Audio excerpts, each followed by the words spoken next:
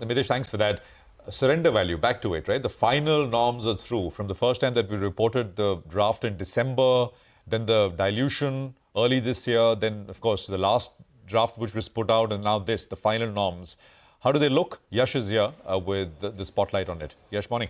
Morning, Prashant. So as you rightly pointed out, multiple rounds of discussion over the last 1.5 to 2 years, multiple ups and downs, and finally the regulations on surrender value are out. And let me tell you one thing, life insurance companies are definitely not going to like it.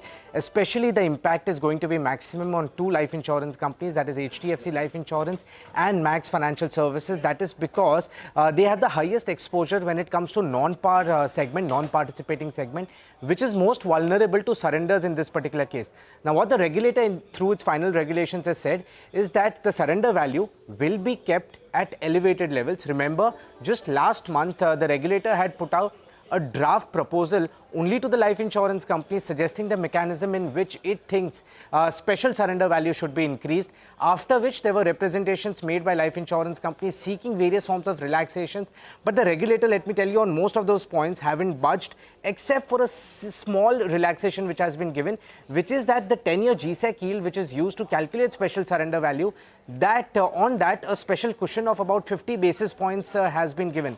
Now, I won't go into the formula, but through the formula which has been prescribed by the regulator, if 10,000 rupees premium is paid in the first year for any life insurance policy, it's surrendered in the second year, then life insurance companies will have to pay 7,823 rupees as surrender value, which is what? 78% of the premium which they receive.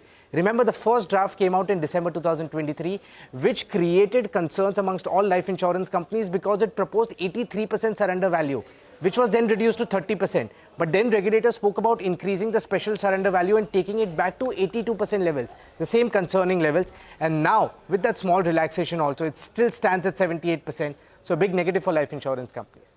All right, Yash, thank you very much. This table on your screen is the most important. It basically, in a snapshot, tells you where we stand.